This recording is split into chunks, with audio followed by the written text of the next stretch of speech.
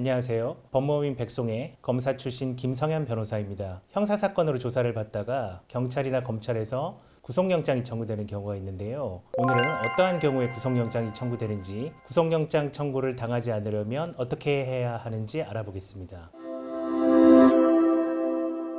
형사사건으로 조사를 받다가 어떠한 경우에 구속영장이 청구될까요? 형사소송법상 구속사유로는 피의자에게 증거를 인멸할 염려가 있는 경우, 도주의 우려가 있는 경우, 일정한 주거가 없는 경우 등이 명시되어 있습니다. 그렇지만 실제 수사기관에서 구속영장이 청구되는 실질적인 이유는 해당 범죄가 사회적으로 미치는 영향의 정도, 피해 규모, 피해자의 엄벌 탄원, 전과관계 등 매우 다양하고 어느 정도는 담당 수사관이나 담당 검사의 재량에 달려 있습니다. 구속사유인 증거를 인멸할 염려란 무엇일까요? 수사기관에서는 피해자 등 사건 관련자의 진술만으로는 범죄 혐의 입증이 어렵다고 판단할 때 피의자가 보관하는 컴퓨터, 휴대폰, 서류, 물건 등에 대해서 불시에 압수수색을 해서 증거를 마련하려고 하는 경우가 있습니다. 그런데 피의자가 수사기관에서 압수수색의 대상으로 염두에 두고 있었던 컴퓨터, 휴대폰, 서류, 물건 등을 미리 훼손시키거나 은닉시켰다가 수사기관에 발각이 됐을 경우, 또는 수사기관이 보았을 때 피의자가 사건 관련 증거를 조작했다고 평가되는 경우 일반적으로 수사기관에서는 피의자가 증거를 인멸할 염려가 있다고 보게 됩니다. 한편으로는 피의자가 수사기관에서 파악하고 있는 사실과 달리 거짓 진술을 하고 있다고 판단할 때도 피의자의 태도로 보아서 향후 증거를 인멸할 염려가 있다고 보는 경우도 있습니다. 구속사유인 도주의 우려란 무엇일까요? 수사기관에서 피의자에게 조사를 받으라고 여러 번 소환을 하였음에도 출석을 계속하지 아니하거나 피의자의 연락처, 소재 등이 불분명할 경우에 일반적으로 도주의 우려가 있다는 평가를 받게 됩니다. 그렇다면 구속영장이 청구되는 유형에는 어떤 것이 있을까요? 구속영장이 청구되는 절차에는 사전 구속영장 청구와 사후 구속영장 청구의 두 가지가 있습니다. 이 두 가지 유형은 구속영장 청구 시 피의자가 체포가 되어 있는 상태인지 아닌지에 따라서 구분됩니다. 사전 구속영장은 어떤 경우에 청구될까요? 사전 구속영장은 피의자를 체포하지 아니한 상태에서 구속영장을 청구하는 경우입니다. 흔히들 언론에서 자주 보시는 유명 정치인, 기업인들에 대한 대형 사건의 경우에 사전 구속영장이 청구되는 경우가 흔합니다. 즉 수사기관의 소환 요구에 협조해서 계속 출석을 해왔다고 하더라도 수사기관에서 보았을 때 피의자가 사실과 다른 진술을 한다고 보일 때 그 사건의 사회적 중요성,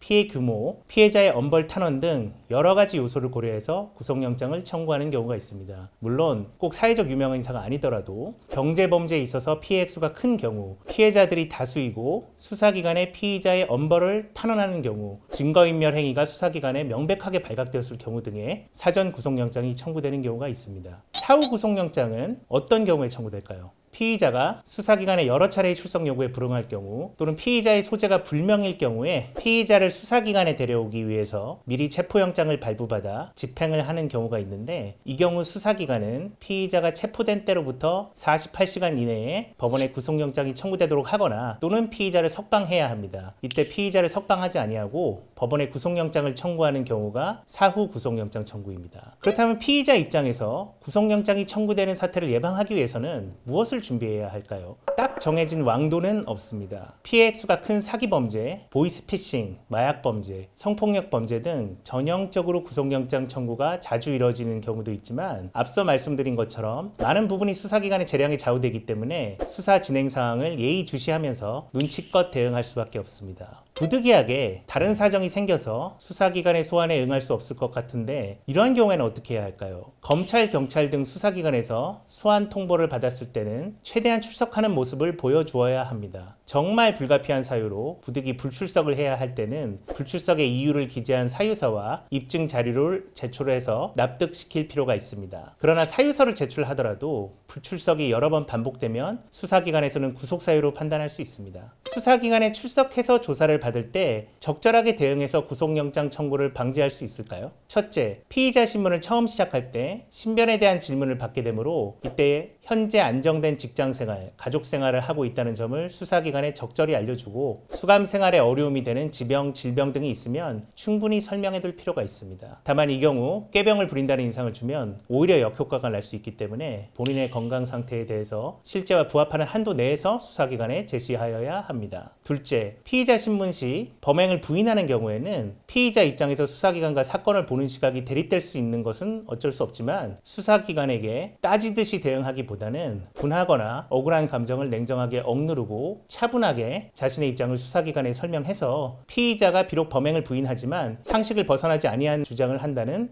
긍정적인 인상을 줄 필요가 있습니다. 셋째, 피해자에 대한 피해 배상을 하였는지 피해자와 합의를 하였는지 여부도 구속 여부에 커다란 영향을 주는 요소이기 때문에 필요한 경우에는 이러한 노력을 해야 할 것입니다. 수사기관의 조사 대상이 되었을 때 구속영장이 청구되지 않을까 하는 우려가 크신 경우에는 경험이 많은 변호사의 도움을 받으실 필요가 있습니다. 오늘은 구속영장을 청구당하지 않으려면 어떻게 해야 하는지 알아보았습니다. 영상이 마음에 드셨으면 구독과 좋아요 부탁드립니다. 감사합니다.